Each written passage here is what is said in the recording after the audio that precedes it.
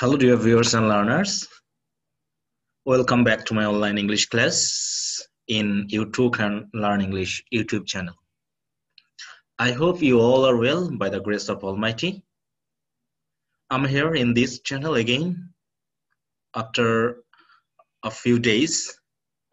I was busy, somewhat busy in my personal activities. So I'm here again with another important class for the students of HSC level. I hope you are with me and going to enjoy the class. Okay, so in this class actually I'm going to read an important poem from HSC first year textbook, that is English for Today, and the poem is from Unit 10 Lesson 1. If we open the book and go to the lesson, we'll see that the title of the poem is The Lake Isles of Innisfree, and the poem has been written by a famous poet, English poet, W.B. Yeats. So, okay, dear students, I hope you are with me with your textbook and pen and paper beside you.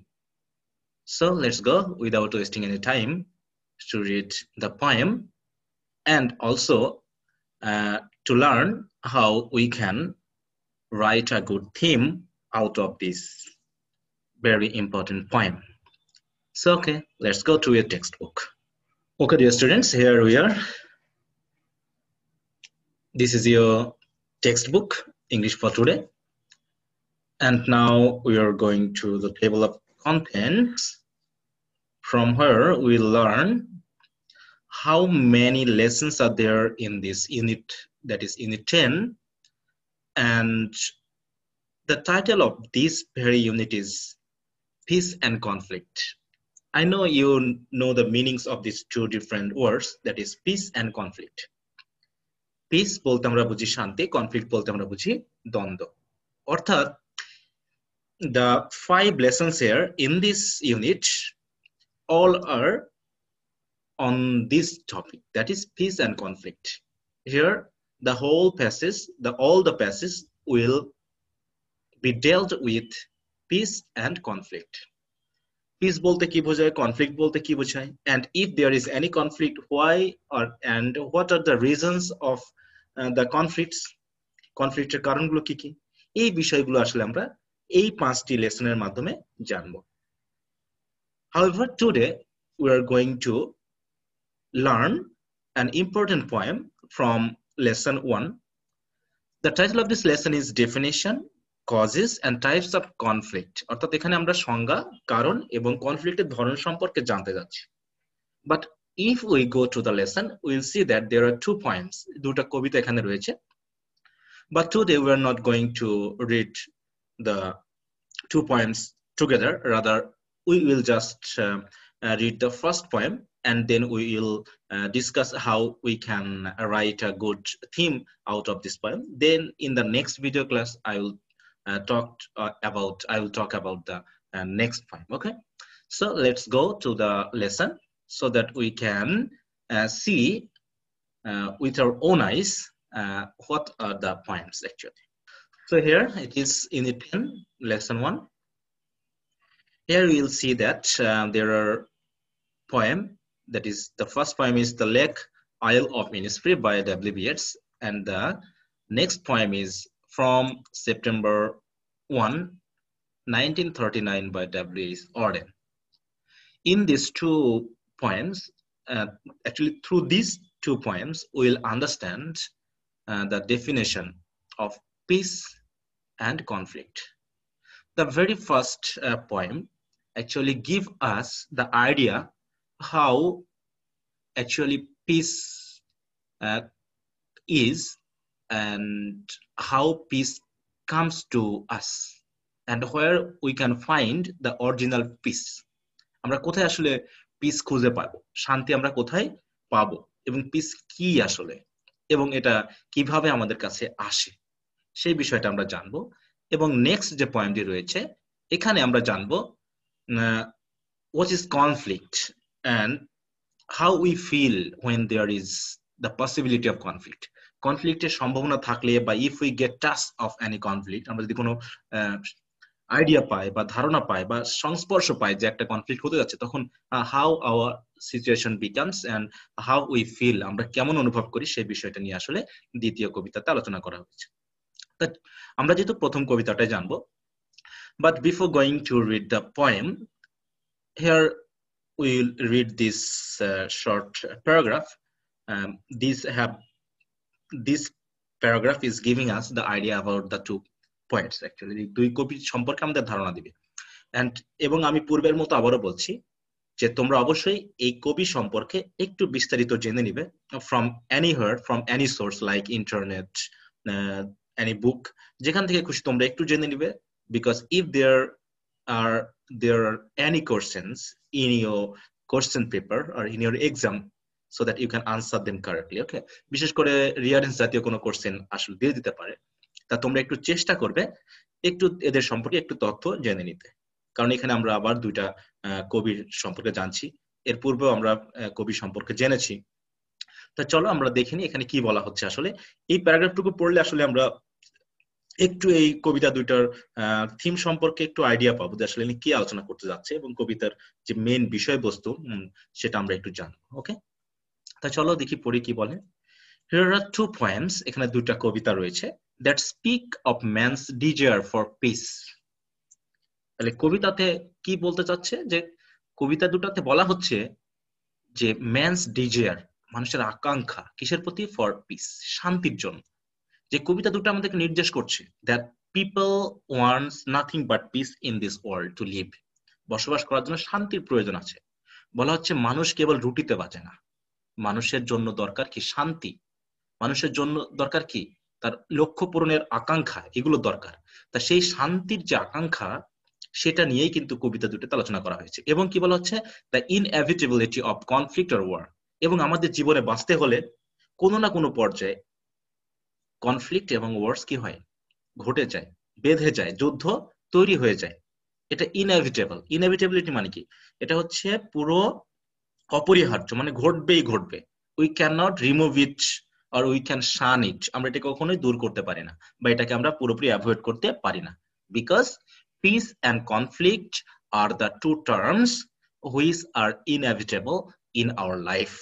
আমাদের জীবনের জন্য কিন্তু এই দুটা থাকবেই, শান্তি এবং দ্বন্দ্ব, এই দুটার জন্য পাশাপাশি অবস্থান করে।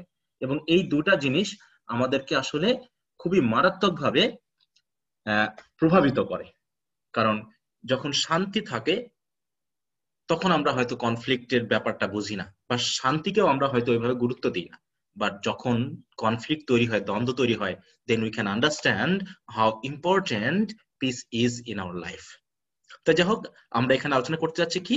মানুষের জীবনে শান্তির যে আকাঙ্ক্ষা সে সম্পর্কে, এবং মানুষের জীবনে যুদ্ধ যে অনিবার্য, সেই দুটা বিষয় সম্পর্কে আমরা দুটা কবিতা থেকে জানব।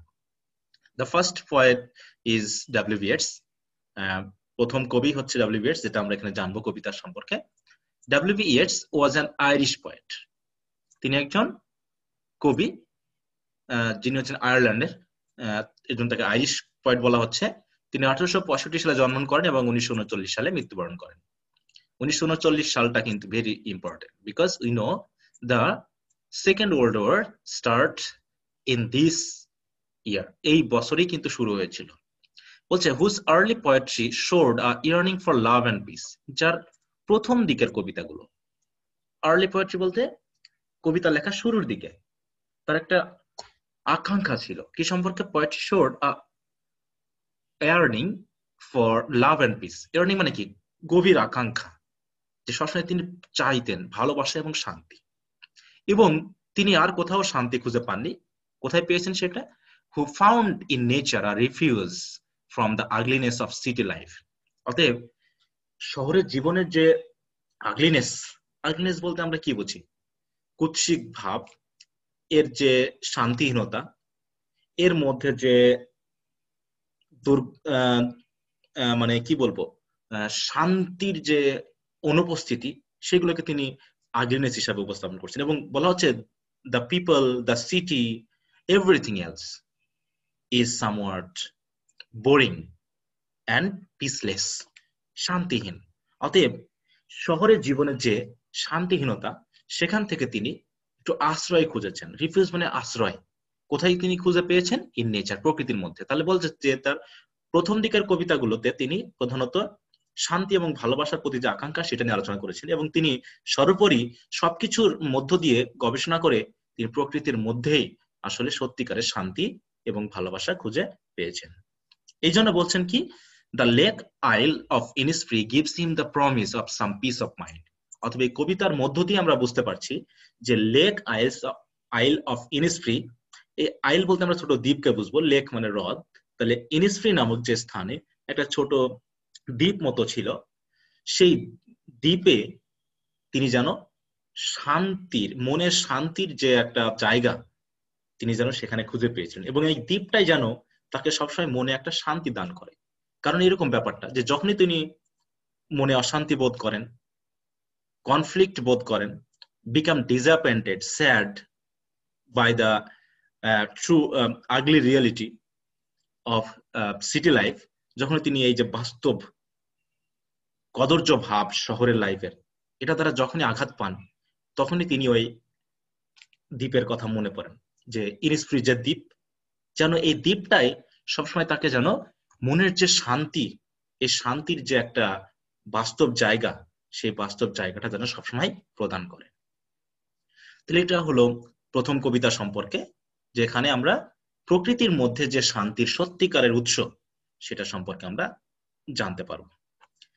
দ্বিতীয় যে কবিতাটি, সেটা হচ্ছে ডব্লিউ.এইচ. অর্ডেনের। তিনি জন্মগ্রহণ করেছিলেন 1907 সালে এবং 1973 সালে মৃত্যুবরণ করেন। Was an Anglo American poet. তিনি ছিলেন একজন অ্যাংলো আমেরিকান। অ্যাংলো আমেরিকান বলতে আমরা কি বুঝি? তিনি ছিলেন একই সাথে ইংলিশ অর্থাৎ ইংল্যান্ডের মানুষ এবং তার সাথে আমেরিকান, অর্থাৎ এরকম যে অ্যাংলো আমেরিকান বলতে আমরা বুঝবো English American poet, who became famous for his stylistic and technical achievement. বিশেষ করে তিনি কবিতায় যে স্টাইল বা বিভিন্ন পদ্ধতি দিয়েছিলেন, এবং তার যে টেকনিক্যাল বা যে ব্যবহারিক যে কাজকর্মগুলো, কবিতাকে সুন্দরভাবে সাজিয়ে গুছিয়ে তোলার যে তার যে অর্জন, এর জন্য তিনি বেশ বিখ্যাত ছিলেন। এবং বলেছেন and for poems and plays also, তিনি নাটকও লিখতেন, of exceptional depth of and feelings. এবং তার কবিতা এবং বিশেষ করে নাটকের মধ্যে একটা অসাধারণ গভীরতা ছিল এবং একটা অনুভূতি ছিল। মানে মানুষ তার কবিতা বা নাটকগুলো পড়লে পারে অন্য ধরনের একটা জগতে যেন প্রবেশ করত, এবং এই জগৎটা যেন খুবই গভীর, এবং তার ফিলিংস গুলো, অনুভূতি গুলো ছিল খুবই গভীর। whenever any person goes through those poems or plays, they could feel that there is something in this very poem, যে পোয়েমের মধ্যে or this plays, এই নাটকের মধ্যে কিছু একটা আছে। এবং এই কারণে তিনি বিখ্যাত ছিলেন। তিনি কি সময়, he wrote about love or religion, politics and the problems of modern man. তিনি আধুনিক মানুষের যে সমস্যা, আধুনিক মানুষের জীবন আসলে জটিল, the lives are complex, they are not simple, rather the complexity of modern life has made a man disappointed, sad, upset and out of peace, মানে শান্তিহীন করে ফেলেছে। আর এইগুলো বিষয় নিয়ে তিনি তুলে ধরেছেন তার এই কবিতার মধ্য দিয়ে বা তার লেখনের মধ্য দিয়ে। তার লেখনের সবচেয়ে গুরুত্বপূর্ণ হচ্ছে September 1, 1939 is an indictment of all wars, particularly one that was looming over the world in 1939.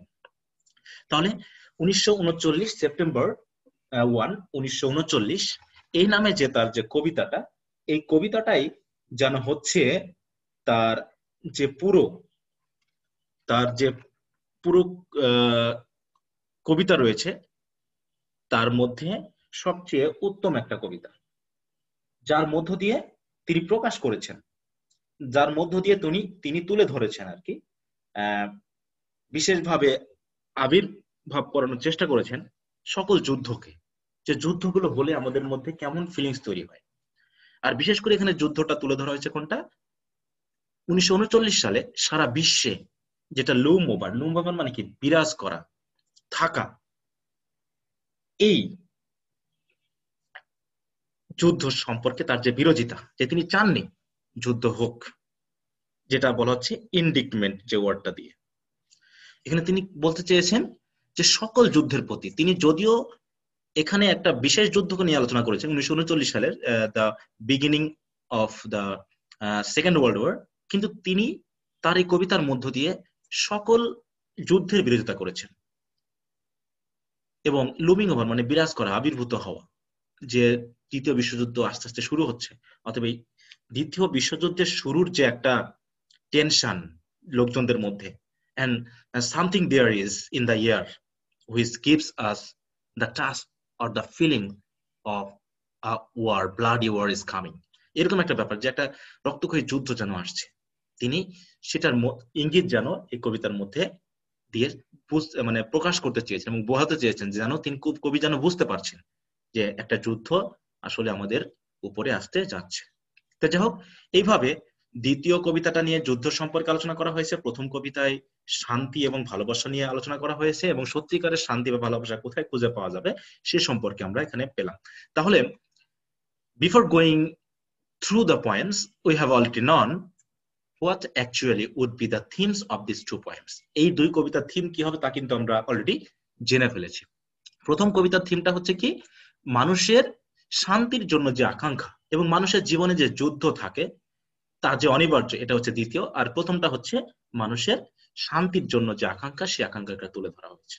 তা চলো আমরা এবার মূল কবিতাতে চলে যাই। আশা করি তোমরা এই অংশটুকু বুঝেছ, এবং যদি বুঝে থাকো তোমরা এই কবি দুইটা সম্পর্কে আরো বিস্তারিত পরে জেনে নিবে। এখন আমরা চলে যাব এই কবিতাটুকু একটু পড়তে। This is a very short poem with 3 stanzas actually. Stanza বলতে আমরা বুঝবো, আমরা যেমন এসে লিখতে গিয়ে বা কোনো বড় কিছু পড়তে গিয়ে প্যারাগ্রাফ বুঝি, কবিতাতেও ঠিক এই যে আলাদা আলাদা যে অংশ, কয়েকটা লাইন নিয়ে যে একটা অংশ গঠিত হয় এবং এই অংশের ভিতর যে একটা নির্দিষ্ট কথা থাকে, সেই অংশটুকুকে আমরা একত্রে বলবো হচ্ছে স্টেঞ্জা, যেটা আমরা গদ্যের ক্ষেত্রে বা গল্পের ক্ষেত্রে বলি প্যারাগ্রাফ। তাহলে কবিতার ক্ষেত্রে আমরা কি বলি? স্টেঞ্জা বলি। তাহলে দেখি এখানে রয়েছে there are 3 stages of this very short poem, and the name of the poem is The Lake Isle of Innisfree, which has been written by Irish poet W.B. Yeats। তিনি ইংলিশে লিখেছেন। তাহলে চলো আমরা এখন একটু পড়ে ফেলি। Suppose you may think think that you are fed up with surroundings of your life, of your living place, or of the city where you are living. এটা মনে করো যে তুমি একটা শহরে বসবাস করছো, সেই শহরের জীবন, সেই পারিবারিক জীবন, সেই কর্মজীবন তোমাকে অস্থির করে তুলেছে। You are not feeling good, you are always upset, you are always disappointed, you are desiring for some peace for your inner mind, যে মনের জন্য তুমি কিছু শান্তি খুঁজছো। অতএব হঠাৎ করে তুমি রেগে গিয়ে খুব জোরে সোরে চিৎকার দিয়ে উঠে বললা, I will arise and go now, আমি এখনই উঠে চলে যাব, আমি আর থাকবো না, and go to Innisfree, এবং ইনিসফ্রিতে চলে যাও। মনে করো এরকম একটা ফিলিংস তুমি নাও যে হঠাৎ করে তোমার পরিবারে, তোমার বাড়িতে, তোমার বাবা মায়ের সাথে একটা গন্ডগোল হয়েছে, খুব গন্ডগোল, চুপচাপ থাকতে থাকতে হঠাৎ করে তুমি টেবিলে একটা জোরে ঘাই দিয়ে, একটা ঘুষি দিয়ে, অথবা দেওয়ালে একটা ঘুষি দিয়ে বললা, না আমি আর এ বাড়িতে থাকবো না। ঠিক ওইরকম করে কবি হঠাৎ করে with a sudden outburst, with a sudden shout, or with a sudden cry, চিৎকার দিয়ে তিনি বলে উঠলেন, I will arise and go now, আমি এখনই উঠে চলে যাব। কোথায় যাব? এন্ড গো টু ইনিসফ্রি, ইনিসফ্রিতে চলে যাব। তুমি হয়তো ভাবছো আমি এখানে বাড়িতে থাকবো না, আমি আমার বন্ধুর কাছে চলে যাব। একইভাবে এই কবিতাতেও যেন কবি এমন একটা জায়গার নাম আমাদেরকে বলছে, যে জায়গাটা মনে হচ্ছে যেন এই পরিস্থিতিতে বা এই অবস্থানে ওই জায়গাটা কবিকে শান্তি দান করবে। তাহলে ইনিসফ্রি একটা জায়গার নাম, আমরা অলরেডি পড়েছি, যেখানে রয়েছে একটা দ্বীপ, বা এটা একটা দ্বীপের নামই বলতে পারি আমরা, যে দ্বীপে গেলে যেন কবি শান্তি পায়, তাই তো? তাই তিনি বলছেন আমি এখনই চলে যাব এবং এখানে থাকবো না। এবং কি করব? And a small cabin build there, সেখানে একটা ছোট্ট কুড়ে ঘর তৈরি করব, যেটা কি দিয়ে তৈরি হবে? Of clay and what else made. তাহলে যে ক্যাবিনটা তৈরি হবে, the cabin would be made of clay and what else. Clay মানে কাদামাটি, আর হোয়াট এলস মানে হচ্ছে বিভিন্ন ধরনের কঞ্চি, চটা, বিভিন্ন ধরনের লতা পাতা ইত্যাদি, আমরা যা বুঝি। অর্থাৎ লতা পাতা, কাদা মাটি দিয়ে আমি একটা ছোট কুঠির বানিয়ে নেব, ছোট্ট একটা রুম বানিয়ে নেব। তাহলে এটা কি কম্পেয়ার করতেছে? কম্পেয়ার করতেছে যে এই যে আমরা শহরে জীবন যাপন করছি, ইট পাথরের সুন্দর চকচকে ঝকঝকে বাড়িঘর, এসি রুম, চারিদিকে সুন্দর চকচকে টাইলস, তাই নাকি? চারিদিকে ঝাড়বাতি, শহরের জীবন, এত কিছু যেন কবিকে শান্তি দিতে পারছে না। তাই বলতেছে আমার একটু কিচ্ছু দরকার নেই। I don't want anything from this city. আমি শহর থেকে কিচ্ছু চাই না। I don't want this family life. আমি পারিবারিক জীবন চাই না। I don't like to have this rich food. আমি এই উন্নত খাবার চাই না। I want only a bit of peace. আমি একটু শান্তি চাই, এবং এই শান্তি পাওয়ার জন্য আসলে অনেক কিছুর দরকার নেই, ছোট্ট একটু কুটির হলেই আমি শান্তি পাবো। এবং সেখানে কি করব? 9 বিন রোজ উইল আই হ্যাভ দেয়ার। সেখানে আমি 9 সারি সিম গাছ তৈরি করব, অর্থাৎ 9টি সিমের সারি থাকবে আমার বাগানে। এছাড়া কি থাকবে? A hive for the honey bee. Honey bee বলতে মৌমাছি, আর মৌমাছিদের থাকবে মৌচাক, সেখানে হয়তো মধু থাকবে। অ্যান্ড লিভ অ্যালন, এবং সেখানে আমি একা একই বসবাস করব। কোথায়? In the bee loud glade. মৌমাছির গুঞ্জনে গুঞ্জরিত যে জায়গা, সেই জায়গাতে আমি একা বসবাস করব। এই যে শহরের চারিদিকে সাউন্ড পলিউশন, চারিদিকে সাউন্ড, ফ্যানের সাউন্ড, এসির সাউন্ড, ঘড়ির সাউন্ড, টিভির সাউন্ড, হাই ভোল্টেজ দিয়ে যে বক্সের সাউন্ড, যানবাহনের সাউন্ড, এসব কিছু সাউন্ডে আমি পুরো বিপর্যস্ত। There is pollution, sound pollution everywhere, which has made our life unlivable. আমাদের জীবনকে অবাসযোগ্য করে তুলেছে। So I don't like to live in this better city life. আমি এই শহরে জীবনে বাঁচতে চাই না। I want peace. I want to be alone and I want to be in the lap of nature. আমি প্রকৃতির কোলে থাকতে চাই। অতএব প্রকৃতির কোলে থাকার জন্য আমার বেশি কিছু দরকার নেই। Just a small cabin or some food that will give me purity, pure food, because there are around us adulterated foods. চারিদিকে কি রয়েছে? ভেজাল খাবার, যেটা আমাদেরকে প্রতিনিয়ত অসুস্থ করে তুলছে। We are suffering from various kinds of diseases because we, the human being, are greedy. Just for making a bit more profit, we are making the foods adulterated. We are polluting everything just to live a luxurious life, not a happy life. এটা সুন্দর সুখী জীবন যাপনের জন্য নয়, বরং জাকজমকের সাথে থাকতে আমরা এত কিছু করছি। কিন্তু এই কোনো কিছুর আসলে দরকার নেই। কিসের জন্য? For a bit of peace, অল্প একটু শান্তির জন্য। এবার কবি এই যে শহরের জীবনের যে অশান্তিপূর্ণ ভাব, পরিবেশ, সেখানে সাথে তিনি প্রকৃতির একটা কম্পেয়ার করে বোঝানোর চেষ্টা করলেন যে আসলে বর্তমান যে আধুনিক জীবন, the man of modern life is out of peace. তারা শান্তির বাইরে রয়েছে। They are not getting peace anywhere.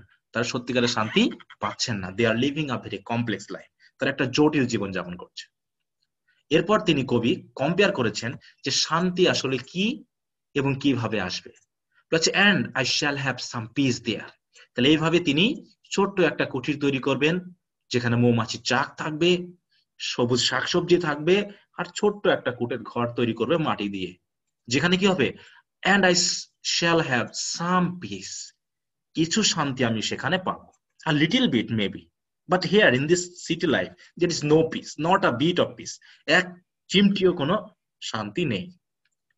কারণ কি বলছে? for peace, কারণ শান্তি comes, আসে, dropping slowly, স্লো, যেটা ধীরে ধীরে ফোটাই ফোটাই শান্তি আসলে মানুষের কাছে আসে। একবারে টাকা দিয়ে গাদা গাদা শান্তি পাওয়া যায় না। শান্তি হচ্ছে একটা স্থিরতার ব্যাপার, শান্তি হচ্ছে একটা প্রশান্তির ব্যাপার, শান্তি হচ্ছে এমন একটা স্নিগ্ধতার ব্যাপার যেটা হঠাৎ করে তাড়াহুড়ো করে পাওয়া যায় না। এটাই কবি বলতে চেয়েছেন। For peace we have to be mild.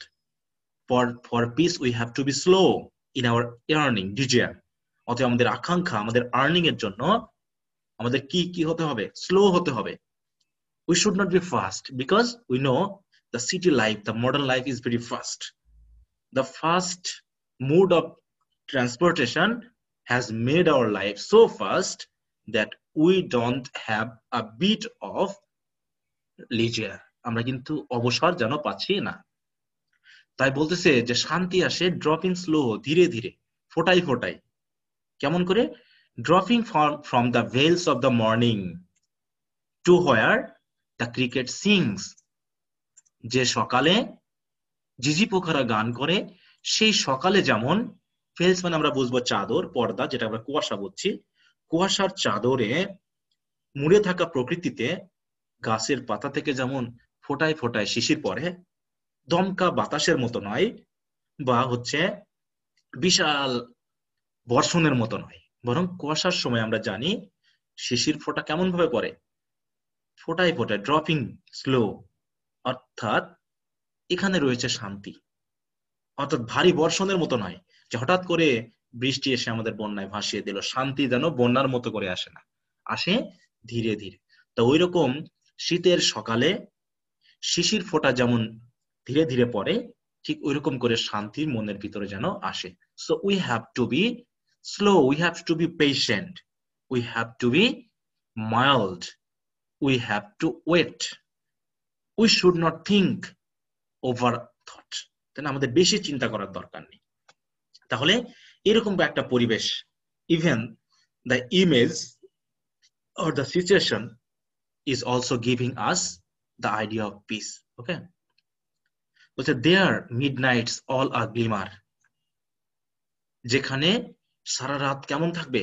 আধো আলো আধো অন্ধকার, গ্লিমার, ঝকঝকে আলো থাকবে না, যেমনটা থাকে হচ্ছে কেমন শহরের জীবন। এখানে রাত দিনের তো কোনো পার্থক্য নেই। সন্ধ্যা শুরু হলেই ল্যাম্পপোস্টে লাইট জ্বলছে, পিলারে পিলারে লাইট, বাড়িতে light.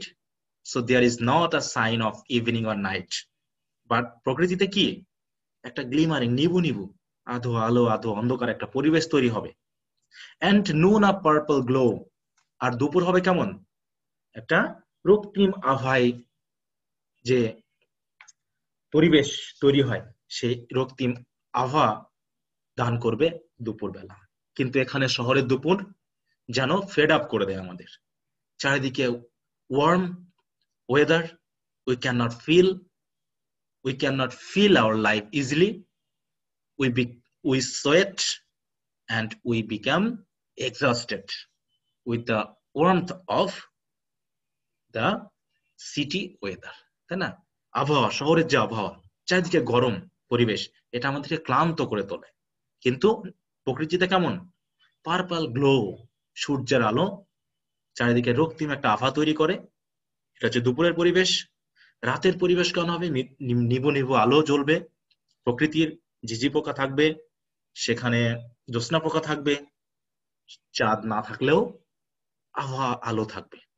And evening full of the linnets wings, আর সন্ধ্যাবেলায় পাখির ঝাপটায় যেন সন্ধ্যা নেমে আসবে। লিনেট এক ধরনের পাখি, উইংস মানে পাখা বুঝি। আমরা জানি বিকেলে সন্ধ্যা হলে কি হয়, বাঁশঝাড় গাছে গাছে পাখি এসে সবাই যখন নিজ নিজ জায়গা দখল করে, তখন কিচির মিচির একটা সাউন্ড তৈরি হয়, পাখির ঝাপটায় চারিদিকে সুন্দর একটা সাউন্ড প্রকৃতিকে আন্দোলিত করে। এই যে একটা সুন্দর পরিবেশ, এই পরিবেশের মধ্যেই যেন কবি শান্তি খুঁজে পাচ্ছেন। Because in city life, in modernity, there is no sign of peace. Rather, peace can be found in nature, in total nature. তাই কবি এখানে সেটাই বলতে চেয়েছেন। এখানে কবি কি বলছেন? I will arise and go now. অতএব সে একই কথা, যে আমি আর থাকবো না, এখনই উঠে আমি চলে যাব। কারণ for always night and day, কারণ রাত দিন সব সময়, আই হিয়ার আমি শুনতে পাই, লেক ওয়াটার ওই যে হ্রদের যে পানি, ইনিসফ্রি যে হ্রদ রয়েছে সেখানকার যে পানি কি করছে, ল্যাপিং উইথ, যেখানে আশ্রে পড়ছে, লো সাউন্ড, মৃদু সাউন্ড তৈরি করে, বাই দ্য শোর, যেন কবি সেই মৃদু সাউন্ড শুনতে পাচ্ছে, যে সাউন্ড তৈরি করে লেকের পানি ইনিসফ্রির যে শোর বা সৈকত বা পাড়ে আশ্রে পড়ছে। তাহলে এই সাউন্ড যেন কবি সবসময় তার কানে শুনতে পান। While I stand, even কখন? যখন আমি হাঁটি, দাঁড়াই, চলি কোথায়? অন দ্য রোডওয়ে, রাস্তায়, অর অন দ্য পেভমেন্টস গ্রে, অথবা এই ধূসর পথে, যখন আমি যে পেভমেন্ট রয়েছে, পার্শ্ব রাস্তা রয়েছে, এখান দিয়ে যখন আমি হাঁটি বা যখন আমি দাঁড়িয়ে থাকি, তখন কি হয়? আই হিয়ার ইট, আমি শুনতে পাই সেই সাউন্ড, সেই ইনস্পিরিট যে সাউন্ড, সেই যে লেকের পানি আস্তে পড়ছে সৈকতে বা পাড়ে, সেই যে সাউন্ড আমি শুনতে পাই in the deep heart's core, আমার যে অন্তরের অন্তরস্থল, আমার যে হৃদয়ের গভীরের যে জায়গা রয়েছে, সেই স্থলে, সেই স্থানে যেন আমি এই ল্যাপিং সাউন্ড শুনতে পাই। Because this sound gives me the originality of peace, শান্তির যে প্রকৃততা, সেটা কিন্তু আসলে এখান থেকে আমি পাই। সুতরাং কবিয়াস তার এই আধুনিক জীবন নিয়ে কি হতাশ, তিনি এই জীবন আর যাপন করতে চাচ্ছেন না। So by creating or by writing this short poem, the poet has been able to give us the true or exact definition of peace. আসলে সত্যিকারের শান্তি বলতে কি বোঝায়। ইভেন এই কবিতার যে পরিবেশ তৈরি হয়েছে, তিনি ওয়ার্ড পিকচারের মাধ্যমে যে পরিবেশ তৈরি করেছেন, সেটাও আমাদের একটা সত্যিকারের শান্ত একটা পরিবেশ কিন্তু আসলে দান করেছেন। তা আশা করি তোমরা আবার কবিতাটি বাসায় একটু পড়ে নিবে। তা এখন এই কবিতাটা যে আমরা পড়লাম, এর উপর ভিত্তি করে, বেস করে আমরা থিম রাইটিংটা শিখে নিব। তাহলে এখন আমরা চলে যাই একটা শীটে, যেখানে আমরা দেখব যে থিমটা আমরা কিভাবে লিখতে পারি। তা চলো আমরা চলে যাই। তাহলে কবিতাটা আমরা পড়ে ফেলেছি, তোমাদের হাতে রয়েছে বই। এখন কবিতাটা আমরা দরকার হলে আরো একটু ভিডিওটি অফ করে পড়ে নিব, তারপর আমরা কি থিম হতে পারে তা আমরা একটু বোঝার চেষ্টা করব। First we have to think what actually the poet has presented through this piece of poetry. এই কবিতার মধ্য দিয়ে কবি আসলে আমাদের সামনে কি উপস্থাপন করতে চেয়েছে। একটা কম্পারিজনের ভিতরে আছে প্রকৃতি এবং আধুনিক জীবন, গ্রাম্য জীবন এবং শহরের জীবন, তাই না? এই একটা বিষয় কিন্তু রয়েছে। আমরা শহরের জীবনে প্রকৃতিকে ধ্বংস করে কি করছি? লাক্সারিয়াস লাইফ লিড করার চেষ্টা করছি, কিন্তু সত্যিকারের শান্তি আসলে প্রকৃতির মধ্যে রয়েছে। এবং কবি সেটা আমাদের সামনে উপস্থাপন করেছে যে আসলে আমরা কি চাই? শান্তি চাই, একটু স্নিগ্ধতা চাই, একটু নীরবতা চাই, একটু নির্জনতা চাই, কিন্তু শহরের জীবনে সেটা নেই। চারিদিকে হইচই, চারিদিকে ভেজাল, চারিদিকে অসুর বেসুর যে সাউন্ড, সবকিছু আমাদের কেমন যেন একটু মানে সবসময় উদ্বিগ্ন করে রাখে, আমাদেরকে শান্তিতে থাকতে দেয় না। তাই প্রধান যে চাওয়া, প্রধান যে এখানে কবিতার বিষয়, সেটা হলো কি? শান্তির ডিজায়ার, যেটা আমরা এই কবিতা শুরু করার আগে যে প্যারাগ্রাফটি ছিল সেখানে আমরা দেখেছি। তাহলেই আমরা এভাবে লিখতে পারি, the poem actually deals with the modern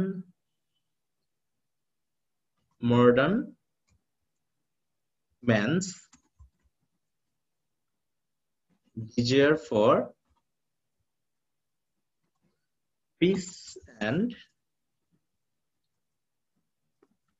tranquility. অর্থাৎ এখানে আমরা কি বুঝলাম?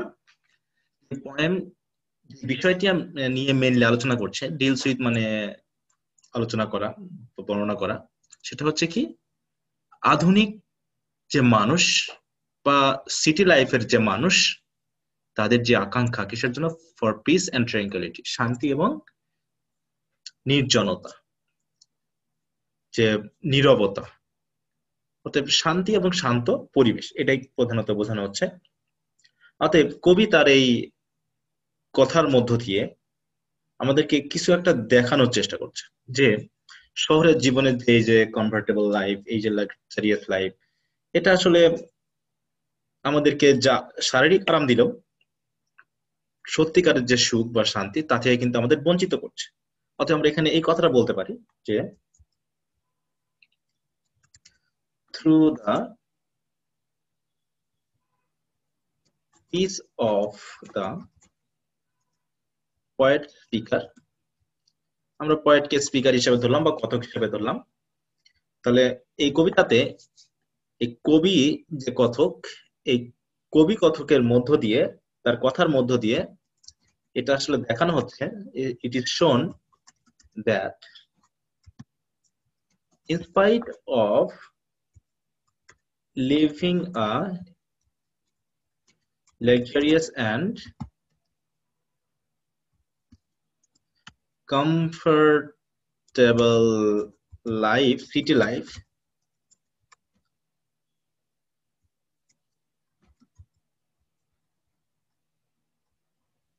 people are mostly devoid of true peace and happiness. সত্যিকারের যে শান্তি বা সুখ তাতে কিন্তু আসলে মানুষ বঞ্চিত। তো পোয়েম মানে কবিতাটা কি করছে, গাইড করছে আমাদের, গাইডস আস টু নেচার, প্রকৃতির দিকে আমাদেরকে নিয়ে যাচ্ছে, যেখানে বা যে প্রকৃতির মাঝেই কি করতে পারি, piece and solitude can be achieve, মানে অর্জন করা যেতে পারে। অর্থাৎ কবিতা আমাদেরকে যেন গাইড করে বলছেন যে তোমরা প্রকৃতির মধ্যে যাও, যেখানে তোমরা সত্যিকারের শান্তি এবং নির্জনতা খুঁজে পাবে। কিভাবে? যদি আমরা কি করতে পারি, বাই বিং অ্যাট ওয়ান, মানে মিলে মিশে যেতে পারি কার সাথে, উইথ নেচার। তাহলে যদি আমরা প্রকৃতির সাথে মিলে মিশে একাকার হয়ে যেতে পারি, তাহলেই সেই প্রকৃতির মাঝেই আসলে আমরা সত্যিকারের যে শান্তি, নীরবতা, নির্জনতা সেটা খুঁজে পাবো। এখানে নেচারটা না দিয়ে আমরা ইট দিতে পারি, কারণ নেচার কথা যেহেতু একবার আমরা ব্যবহার করেছি। তাহলে এইভাবে আমরা কিন্তু সুন্দর একটা থিম লিখে ফেলতে পারি। আসলে থিম লেখার অন্য কোনো ব্যাপার মাধ্যমও রয়েছে, যে তোমরা যদি অন্য কোনো ভাবে লিখতে চাও সেটাও লিখতে পারো, কিন্তু মূল কথা এটাই আসবে যে through the poem the poet actually represents all modern men who are living in cities, তারা সহজে বসবাস করছে সেই সকল আধুনিক মানুষকে নির্দেশ করছে, হু in spite of living a comfortable life actually desire for to peace and happiness। এই কথাটা তিনি বলতে যাচ্ছেন যে আসলে শহরের মানুষ যে তারা লাক্সারিয়াস জীবনযাপন করেও সত্যিকারের শান্তি এবং ভালোবাসা আসলে খুঁজছে, ডিজায়ার করছে, আকাঙ্ক্ষা করছে। এই কথাটাই কবি আসলে বলতে চাচ্ছে। সো ডিয়ার স্টুডেন্টস, আশা করি তোমরা বুঝতে পেরেছো কবিতাটা এবং থিমটা। তোমরা আবার বাসায় নিজের মতো করে প্র্যাকটিস করে লেখার চেষ্টা করবে, নতুন নতুন ওয়ার্ড ব্যবহার করার চেষ্টা করবে, এবং কোনো ধরনের সমস্যা হলে তোমরা অবশ্যই আমার সাথে আবার যোগাযোগ করে নেবে। তো আজ আর নয়, তোমরা মনোযোগ দিয়ে পড়াশোনা করো। তবে ভিডিও ক্লাসটি শেষ করার পূর্বে প্রতিনিয়ত তোমাদের কাছে যেমন অনুরোধ থাকে, আজকেও তেমনই অনুরোধ রইল যে যদি এই ভিডিওটি ক্লাসটি তোমাদের ভালো লেগে থাকে তাহলে অবশ্যই লাইক করবে এবং বন্ধুদের সাথে শেয়ার করে নিবে। আর এই চ্যানেলে যদি নতুন হয়ে থাকো তাহলে অবশ্যই সাবস্ক্রাইব করে নিবে এবং পাশে থাকা বেল বাটনটি প্রেস করে রাখবে, যাতে এরকম নতুন নতুন ইন্টারেস্টিং ভিডিও ক্লাস আপলোড করার সাথে সাথে তার নোটিফিকেশন তোমরা পেয়ে যাও। আর আমার সাথে থাকতে আমার যে ফেসবুক পেজ বা গ্রুপ রয়েছে একই নামের, ইউ ক্যান লার্ন ইংলিশ, তার সাথে তোমরা যুক্ত হতে পারো লাইক করে, ফলো করে, বা by being member of that group. So dear students, আশা করি তোমরা আমার সাথে ছিলে এতক্ষণ, এর জন্য তোমাদেরকে অসংখ্য অসংখ্য ধন্যবাদ। I wish you the best of luck, but stay at home, stay safe in this critical moment of COVID-19. I hope to meet you in the next class. Till then, peace be upon all of you. Bye.